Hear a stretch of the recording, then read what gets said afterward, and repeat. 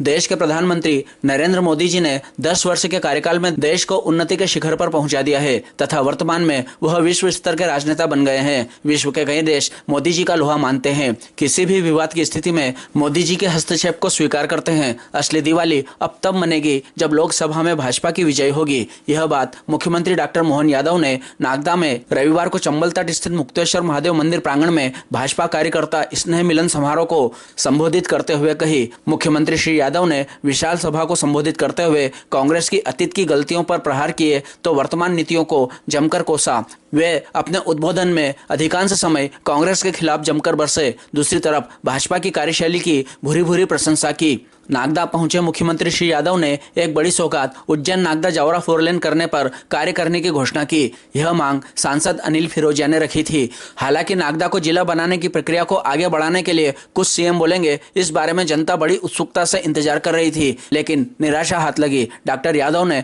अपने भाषण की शुरुआत में ही कांग्रेस पर निशाना साधा। कार्यक्रम के प्रारंभ में क्षेत्र के विधायक डॉक्टर तेज बहादुर सिंह चौहान ने स्वागत भाषण दिया। विधायक ने एक मांग पत्र भी सौंपा। सांसद अनिल फिरोजिया एवं भाजपा संगठन के प्रदेश नेता हितानंद शर्मा ने भी अपने विचार रखे। मंच पर भाजपा केंद्रीय संसदीय बोर्ड के सदस्य डॉक्टर सत्यनारायण जटिया, जिलाध्यक्ष बहादुर सिंह गोरमुंडला, श्याम बंसल, लाल सिंह रणावत, बहादुर सिंह चौहान, जितेंद्र गहलोत, नगरपालिका अध्यक्ष श्रीमती संतोष ओपी गहलोत, बबीता रघुवंशी, साधना जैन, सीएम अतुल, मदन साखला, प्रकाश जैन, गोपाल यादव, दयाराम धाकड़, राजेंद्र अवाना, अब्दुल हमीद आदि थे। अंत में सभी का आभार राकेश यादव ने माना। कार्यक्रम के दौरान पूर्व जिला कांग्रेस ग्रामीण अध्यक्ष व आम आदमी पार्टी के जिलाध्यक्ष ने अपने साथियों ओम प्रकाश मौर्य, योगेश मीणा, भेरूलाल चावड़ा, हरंगी तिवारी, सत्यप्रकाश शर्मा, आरसी विश्वकर्मा, पार्षद अनीता योगेश मीणा, दिनेश पांचाल, अरुण पोद्दार सहित 1 दर्जन कार्यकर्ताओं के साथ भाजपा की सदस्यता ग्रहण की। और इंडिया का मतलब जो INDI है उसका विस्तार बहुत लोगों को पता भी नहीं है, परंतु उन्होंने अपना संगठन बना लिया और इंडिया का आय के बाद इंडिया, इनके बाद नेशनल और इसके बाद और डेवलपमेंटल और फिर इंक्लूसिव अलायंस, ऐसा INDIA ऐसा उसका अर्थ उन्होंने लगाया। अब ये इंडिया का अर्थ ही लोगों को पता नहीं है, लोग जानते ही नहीं है, तो ऐसे पार्टियों के सारे समूह को मिला करके भी क्या होने वाला है। हृदय से स्वागत करते हैं, अभिनंदन करते हैं। हमारे सबके बीच में आदरणीय मुख्यमंत्री जी कन्या पूजन करेंगे और कन्या पूजन करके हम सबको संबोधित करेंगे। मैं सबसे आग्रह करता हूं आप सभी अपना अपना स्थान ग्रहण करें, अपना स्थान सुनिश्चित करें, जल्दी से बैठे। ये कार्यक्रम कुछ ही क्षणों का है। मैं आदरणीय धर्मेश जायसवाल जी से आग्रह करता हूं कि आप आए और आगे के संचालन को संभालें। आदरणीय धर्मेश जायसवाल जी इधर इधर इधर धन्यवाद मंडल अध्यक्ष जी। पूरे सम्मान के साथ आप सभी से आग्रह करता हूं कि हमारे सबके लाडले मुख्यमंत्री अतिथियों से भी आग्रह करता हूं कृपया दोनों हाथ उठाकर करतल ध्वनि से माननीय मुख्यमंत्री जी का स्वागत करें। साथ ही सदन में उपस्थित हमारे इस जन समूह से भी मैं आग्रह करता हूं कि आप सब माननीय मुख्यमंत्री जी का स्वागत करें। हमारा सौभाग्य कि इस कार्यकर्ता सम्मेलन में अब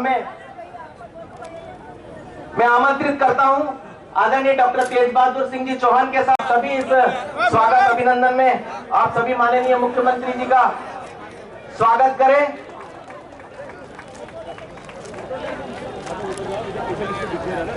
हमें समस्त हमारे पूरी जनता से मेरा आग्रह है, पूरे कार्यकर्ता बंधुओं से आग्रह है कि ये स्वागत आप सबका तरफ से स्वागत हो रहा है। कृपया करतल ध्वनि से दोनों हाथ उठाकर माननीय मुख्यमंत्री जी का स्वागत करें। दोनों हाथ उठाकर मुख्यमंत्री जी का स्वागत करें, अभिनंदन करें। इसके बाद हम स्वागत अभिनंदन के कार्यक्रम को यहीं विराम देंगे। जी हो गया बस। मैं अब मंच के समीप आमंत्रित करना चाहता हूं भारतीय जनता पार्टी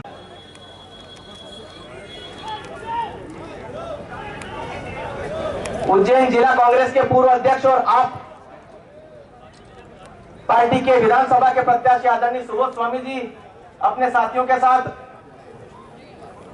भारतीय जनता पार्टी की विचारधारा से जुड़कर अपने सदस्यता ग्रहण करेंगे। आदरणीय सुबोध जी के साथ आदरणीय योगेश मीणा जी, ओम प्रकाश मौर्य जी, जय प्रकाश शर्मा जी, भेरूलाल जी चावड़ा, रामचंद्र जी विश्वकर्मा, अरुण जी पोद्दार, भैया सुरक्षा बंधु जितना गेट पे लगे, माननीय प्रकाश जी हमारे जवाबदार व्यक्ति वहां पर पदाधिकारी खड़े हैं। प्रकाश जी जिन लोगों का कह रहे हैं उन लोगों को मंच पर आने दे, वो सदस्यता ग्रहण करके वापस अपना स्थान आराम से सीएम अतुल जी और प्रकाश जी वहां पर उपस्थित हैं। वो जो जिन लोगों को कर रहे हैं सदस्यता ग्रहण करके वापस अपने स्थान पर जाएंगे। मेरा सुरक्षा में लगे समस्त अधिकारियों से निवेदन है जो गेट पर है, कृपया हमारी सदस्यता ग्रहण करने वाले हमारे अतिथियों का आप उनको ससम्मान आने दें। आदरणीय सुबोध स्वामी जी हम सबके परिवार के बीच में अपने साथियों के साथ उपस्थित है। कृपया करतल ध्वनि के साथ सारे कार्यकर्ता बंधु हमारे सुबोध स्वामी जी और उनकी पूरी टीम का अपने परिवार में स्वागत करें। आदरणीय सुबोध स्वामी जी ने कहा है कि मैं भारतीय जनता पार्टी की विचारधारा से जुड़कर भारतीय जनता पार्टी के विस्तार में अपना महत्वपूर्ण योगदान दे रहे हैं। आदरणीय योगेश मीणा जी और अनीता योगेश मीणा जी हमारी पार्षद बहन जो नगर पालिका परिषद में पार्षद है, आप भी अपना सदस्यता ग्रहण कर रहे हैं, आपका भी स्वागत है। और जिन जिन लोगों के मैंने नाम वाचन किए हैं ऐसे सभी हमारे जवाबदार कार्यकर्ता बंधु आज भारतीय जनता पार्टी में अपनी सदस्यता ग्रहण कर रहे हैं। भारतीय जनता पार्टी के प्रदेश नेतृत्व और माननीय मुख्यमंत्री जी के समक्ष आप सबका स्वागत है, अभिनंदन है।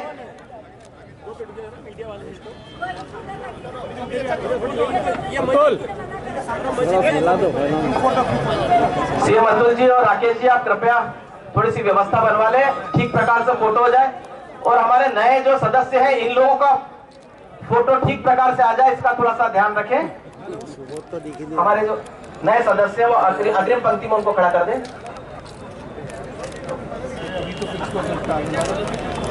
रमेश जी चावड़ा ने भी भारतीय जनता पार्टी की सदस्यता ली है। ऐसे सारे सदस्यों का मैं हार्दिक स्वागत करता हूं, अभिनंदन करता हूं भारतीय जनता पार्टी के इस भारतीय जनता पार्टी की प्रचंड जीत और इस जीत के साथ मध्य प्रदेश की सरकार में आपने भारतीय जनता पार्टी के प्रतिनिधि को यहां से पूरी ताकत के साथ जिताकर भेजने का काम किया। आपने इस चुनाव को इस तरीके से लड़ा जैसे आप स्वयं चुनाव लड़ रहे हैं और आपने ये साबित कर दिया कि देव दुर्लभ कार्यकर्ता भारतीय जनता पार्टी में ही संभव है। मैं आप सबके चरणों में वंदन करता हूं। आप देव दुर्लभ कार्यकर्ता हैं।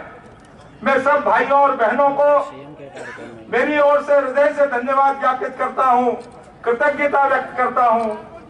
मैं आपके प्रति हमेशा सेवा का भाव लेकर सेवक के रूप में काम करता रहूंगा और पार्टी की जवाबदारी का निर्वहन करता रहूंगा। आज समय बहुत कम है, मुझे नागदा खाचरोद क्षेत्र की बहुत सारी बातों को आपके सामने रखना था, लेकिन समय की गरिमा को ध्यान में रखते हुए, क्योंकि माननीय मुख्यमंत्री जी को जाना है, हम सबका सौभाग्य है कि संभाग और कुछ जिलों के बाद अगर मध्य प्रदेश की किसी विधानसभा में मुख्यमंत्री के रूप में आपने पधारने का काम किया है तो वो नागदा खाचरोद का क्षेत्र है। हम सब आपका यहाँ पर स्वागत करते हैं, अभिनंदन करते हैं। और इस क्षेत्र का जो पूरा ज्ञापन है, जो इस क्षेत्र की महत्वपूर्ण बातें हैं, मैं आपको यहाँ पर व्यक्त ना करते हुए आपको प्रस्तुत करूंगा और सोशल मीडिया पर और समाचार पत्र के माध्यम से आपको सारी जानकारी मिलेगी कि क्षेत्र के लिए मैंने कौन सी बातों को इस विकास के लिए, खाचरोद नागदा के विकास के लिए रखा है। मैं पुनः आप सबका बहुत सारा धन्यवाद ज्ञापित करते हुए हम सबके लोकप्रिय सांसद माननीय अनिल फिरोजिया जी को माता की वंदे वर्षों से हमारा मार्गदर्शन कर रहे हैं कि जावरा से नागदा उड़ेल उज्जैन होते हुए पीतमपुर रोड, ये हमारी बहुत प्रमुख मांग है, क्योंकि इस रोड पे इतने ब्लैक स्पॉट हैं कि आए दिन नहीं रोज प्रतिदिन कोई ना कोई एक्सीडेंट में किसी न किसी परिवार का कोई व्यक्ति मृत्यु का ग्रास बन रहा है। इसलिए मैंने माननीय मोहन जी से बैठक में भी मांग रखी थी और यहां भी मांग रखी है, डीपीआर भी बन गई है। हमारे यशस्वी मुख्यमंत्री ने डॉक्टर साहब आपकी मांग है, अभी जब बात करी बैठक में तो अधिकारियों ने ये बताया कि उन्होंने मध्य प्रदेश शासन ने भी डीपीआर बनाई है। अब माननीय मुख्यमंत्री जी को तय करना है कि ये केंद्र शासन बनाए या मध्य प्रदेश शासन। तो बहुत जल्दी यह रोड की भी सौगात माननीय मुख्यमंत्री जी हमको देने वाले हैं। मैं ऐसे विश्वास प्रकट करता हूं और मोहन जी जो ठान लेते हैं वो करके दिखाते। बजाओ ताली जोरदार, जितनी जोरदार ताली बजेगी उतनी जल्दी रोड आएगा। और मैं आपको एक बात और बताना चाहता हूं कि एनटीपीसी का यहाँ पे 100 मेगावाट का 650 करोड़ की लागत का पावर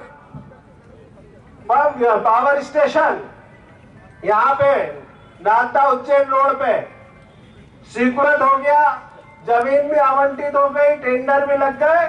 बहुत जल्दी माननीय मुख्यमंत्री जी से मैं निवेदन करना चाहता हूं कि वो एक दिन और समय दे दे।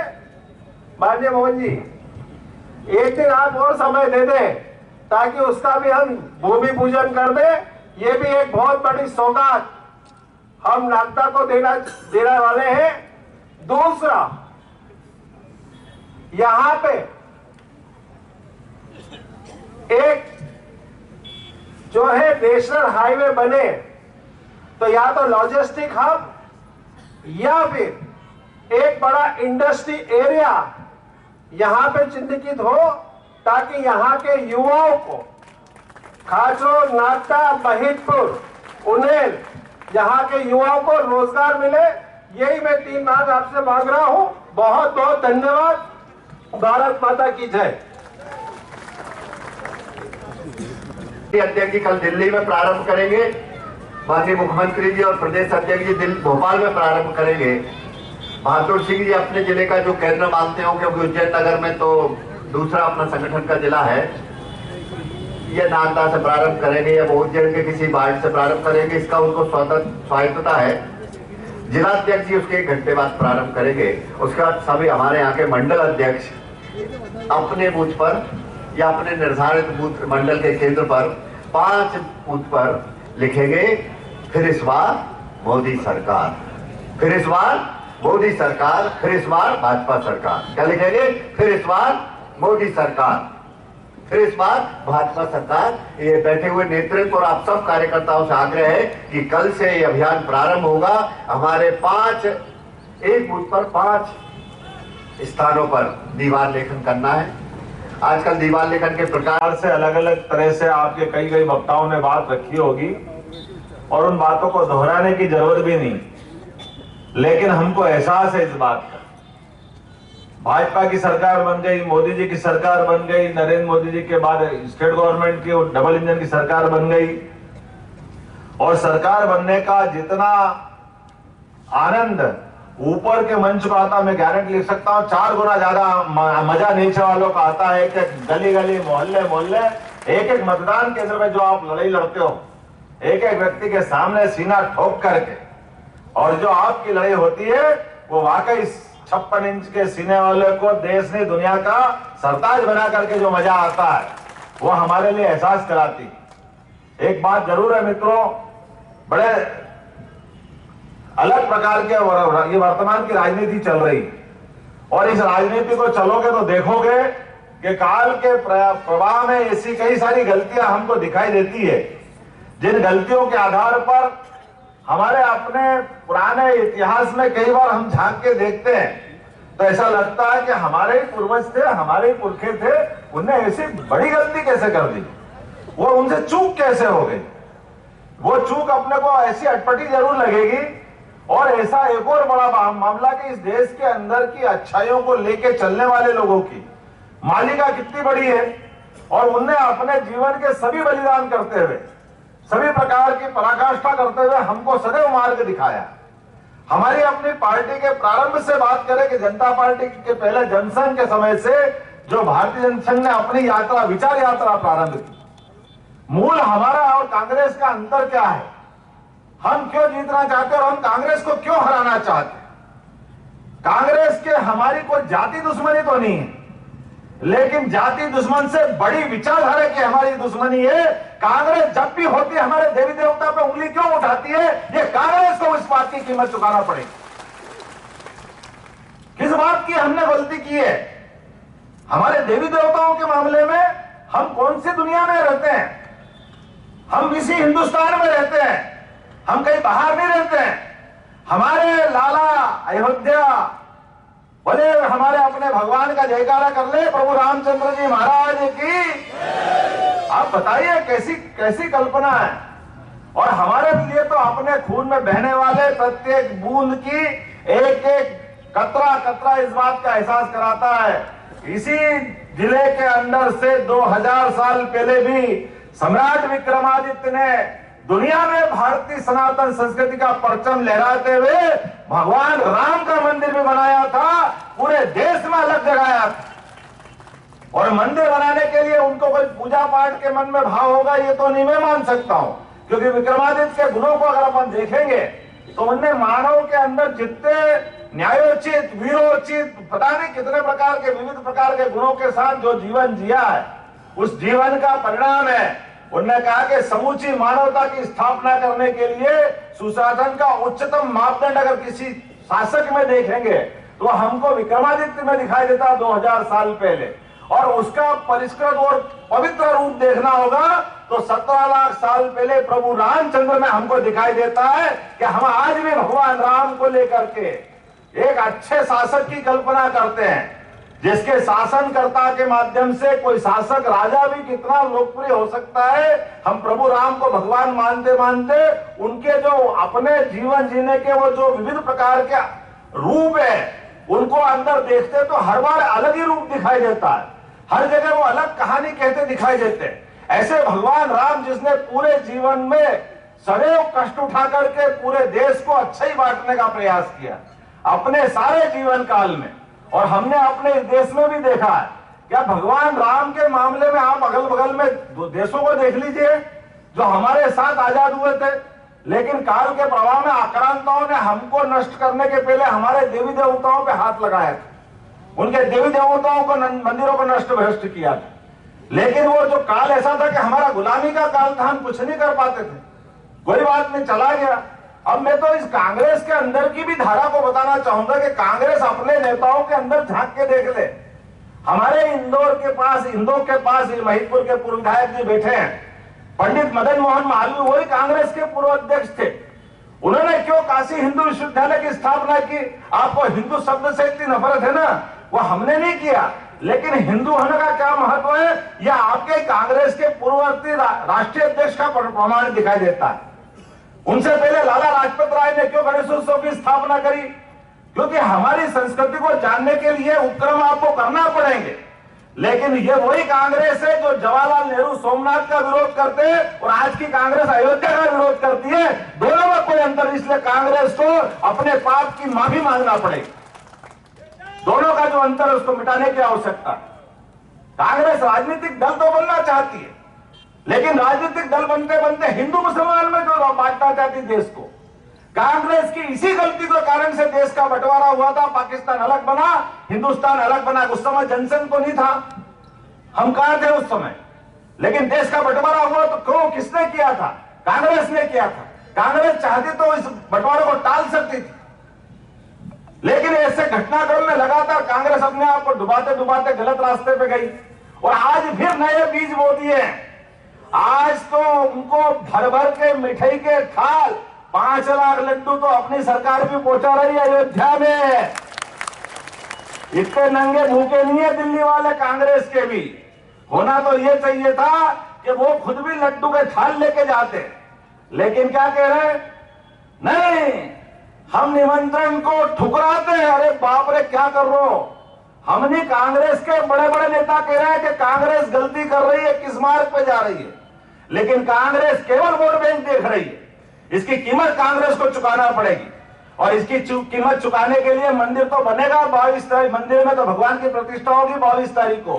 देश तो दिवाली मनाएगा, फटाके छोड़ेगा, आनंद उठाएगा, लेकिन असली दिवाली हमारी कब मनेगी जिनने ये पाप किया, आगामी लोकसभा चुनाव के एक एक बूथ पे एक एक वोट से हमको इनका हिसाब चुकता करना पड़ेगा।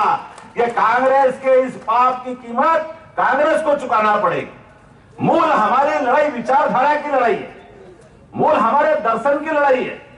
हमारे इस देश की एकता अखंडता के लिए भारतीय जनता पार्टी शुरू से अपने देश के पहले अपनी पार्टी का भी नाम कैसे रखती है, जो देश से जुड़े भारतीय जनता पार्टी, और कदम कदम पर भारतीय जनता पार्टी ने हर कठिन काल में अपने आप की परीक्षा दे करके देशभक्तों की मालिका में अपना नाम लिखाया।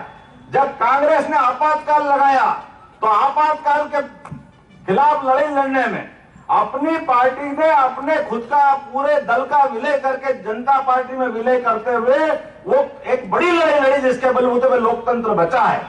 कांग्रेस के पाप उस दिन भी थे जब उन्हें सुप्रीम कोर्ट के लिए हुए हाईकोर्ट के निर्णय को न मानते हुए प्रधानमंत्री पद की लालायत उनकी तत्कालीन प्रधानमंत्री इंदिरा गांधी ने देश में आपातकाल थोपा था। कांग्रेस ने सुप्रीम कोर्ट के 3 तलाक के निर्णय को नकारते हुए फिर गलत रास्ता ढूंढा। कांग्रेस हमेशा तुष्टीकरण की राजनीति करती है और तुष्टीकरण की राजनीति हमारी राष्ट्रवादी राजनीति से कभी मेल नहीं खा सकती है। इसलिए हमारी नीति कुल मिलाकर के देश भक्तों की नीति है, राष्ट्रवादी नीति है। और हम अगर कोई झंडा उठा के काम कर रहे हैं भारतीय जनता पार्टी के प्रत्येक कार्यकर्ता, तो वो किसी को जिताने हराने की बात नहीं कर रहा है, वो केवल भारतीय जनता पार्टी के माध्यम से भारत माता को परम वैभव में ले जाने की लड़ाई लड़ने का काम कर रहा है। इस नाते से हम भारतीय जनता पार्टी में काम कर रहे हैं। कौन विधायक बनेगा, कौन पार्षद बनेगा, कौन सांसद बनेगा, कौन मंत्री बनेगा, कौन मुख्यमंत्री बनेगा, इससे हमारा कोई लेना देना नहीं। हाँ, हम इस बात के लिए लेना देना है कि भारत माता के वैभव के लिए जो काम करेंगे उसके लिए हमारे कार्यकर्ता काम करते हैं, इसलिए भारतीय जनता पार्टी काम करती है। मेरी अपनी ओर से आज के इस कार्यकर्ता सम्मेलन में कहने के लिए तो बहुत कुछ है, इतनी सारी बातें कि सारी बातें करूंगा तो बहुत लंबी कहानी होगी, लेकिन मैं काल के प्रभाव में अपनी बात को समेटते हुए, चूंकि मुझे 2 और कार्यक्रम में जाना है और अभी आने में भी विलंब हुआ, इसलिए क्षमा भी चाहता हूं। आप बताइए हमारी सरकार क्या कर रही है? हमारी सरकार जो काम कर रही है और मोदी जी की सरकार काम कर रही है, मैं आपको 2-4 आंकड़े देना चाहूंगा। रेल के मामले में नागदा से बढ़ के कौन जानता है, लेकिन रेल के मामले में मनमोहन सिंह की सरकार ने 2009 से लगे 2014 तक केवल 600 करोड़ रुपए मध्य प्रदेश सरकार को दिए और मोदी जी की सरकार में 2023-24 में 13,500 करोड़ रुपए दिए। ये हमारी सरकार है जो विकास के पहिए को कैसे ले जाती है। ये एहसास कराने का काम अगर किसी का है तो भारतीय जनता पार्टी का। गरीब व्यक्ति का अपना खुद का मकान बने, वो अपने खुद के आशियाने में रहे। सरकार बनती तो काहे के लिए बनती है? चंद्रशेखर आजाद, भगत सिंह एक लंबी मालिका जिनने अपने आप को प्राणांत करते हुए जनतंत्र के साथ जनता की लड़ाई लड़ी थी। कांग्रेस के शासनकाल में प्रधानमंत्री सड़क को बंद करने का काम किया। कांग्रेस के शासनकाल में हमारे स्वर्ण चतुर्भुज योजना को बंद करने का काम किया। कांग्रेस ने केवल देश को लूटने का काम किया और उसके उल्टे माननीय मोदी जी के नेतृत्व में सरकार चल रही है। तो कौन से विभाग में, मैं तो अब सरकार का मुखिया होने के नाते 10 मेरे अपने विभाग में अपने अधिकारियों को डांट चुका हूं कि जो हमारा कोटा वो हम नहीं ले पा रहे, इतना पैसा मोदी जी दे रहे हैं, इतने प्रकार की व्यवस्था को वो संचालित कर रहा है। ऐसा कोई नेतृत्व मिलेगा? हमने कोविड के समय से लेकर सारे मौके देखे, एक प्रधानमंत्री किस प्रकार से देश का संचालन करता है और जो कार्यकर्ता करते, जो हितानंद जी करते। हमारी पार्टी में ऐसे लोगों की लंबी मालिका है जिनने हमारे देश की इस वर्तमान की व्यवस्था में सुव्यवस्था स्थापित करने के लिए अपने पूरे जीवन का एक तरह से दान कर दिए। अब मोदी जी सरकार चला रहे हैं तो मोदी जी को अपने जीवन में स्वयं को क्या चाहिए? मोदी जी ने अपना कोई घर नहीं बसाया, मोदी जी ने स्वयं के लिए कुछ नहीं करा, लेकिन वो काम कर रहे तो किस बात के लिए कर रहा है? वो 142 करोड़ देशवासियों की बेहतरी के लिए काम कर रहे हैं। हमें इस बात का गर्व है। और भारत मां के खिलाफ देखने वाले दुश्मनों की आंख निकालने की हिम्मत का काम कर रहे हैं। वो जीवन के सभी क्षेत्रों में सुव्यवस्था स्थापित करने का काम कर रहे हैं। और इतने कम समय में 10 साल बहुत कम समय होता है, लेकिन दुनिया के 200 से ज्यादा बड़े बड़े देशों के अंदर भी उनने जो अपनी उदात्त भावना जो भारत की होती है, उस उदात्त भावनाओं को लेकर आगे चले तो वो विश्व के सर्वमान्य नेता के रूप में स्थापित हुए। ये हम सबका सौभाग्य है कि हाँ, दुनिया का सबसे बड़ा लोकतंत्र भारत और भारत का प्रधानमंत्री दुनिया का नेता बन के निकल के आ रहा है जो सबका भी भला चाहता है। इसलिए रूस हो, यूक्रेन हो, अमेरिका हो, इंग्लैंड हो, कई की आपस में नहीं बनती है, लेकिन इनकी भले आपस में नहीं बनती है, लेकिन मोदी जी जिसको भी बोलते हैं वो तुरंत मानते कि हम मोदी जी मेरा बुरा नहीं कर सकते, मोदी जी हमारे भी नेता है। ये विश्वास बनाने का काम अगर किसी ने किया है इतने कम समय में तो नरेंद्र मोदी जी जिनका नाम है, जिन पे हम गर्व कर सकते हैं। मुझे आज के अवसर पर आप सबके साथ, यद्यपि एक आपने डिमांड तो बहुत सारी रख दी, बहुत बड़ी रख दी है, लेकिन एक बात जो सबसे ज्यादा जरूरी है उस बात की तरफ मैं ध्यान आकर्षित कराना चाहूंगा कि डॉक्टर तेज बहादुर जी, आपने विकास के बहुत लंबे एजेंडे में बहुत सारी बातें रखी है, मैं सबको मानूंगा, लेकिन अभी 5 साल के लिए सरकार बनी है, एक ही बार में नहीं मानूंगा, धीरे धीरे अगली बार भी बुलाना और अगली बार भी मैं बात करने आऊंगा। तो आज तो आपकी एक मांग मानता हूं कि जावरा से उज्जैन का 4 लेन कराने के लिए निश्चित रूप से हमारी सरकार काम करेगी और बहुत जल्दी हम उसका भूमि पूजन करने आपके बीच में आएंगे। बहुत बहुत धन्यवाद। भारत माता की जय। धन्यवाद माननीय मुख्यमंत्री जी। मैं आभार के लिए भारतीय जनता पार्टी के जिला उपाध्यक्ष राकेश जी, उपस्थित पूर्व विधायक, सुरक्षित सारे मंचासीन गुलदस्ते में हमारे सारे हरे भरे फूल, हमारे सभी नेतागण, उपस्थित देवतुल्य कार्यकर्ता बंधु, आप सब ने अपना कीमती समय दिया। भारतीय जनता पार्टी आप सबके प्रति आभार व्यक्त करती है। सभी कार्यकर्ताओं से निवेदन है, हम सब सहभोज करेंगे, विधायक सभी लोग आदरणीय मंदिर परिसर में भोजन के लिए पधारें। धन्यवाद।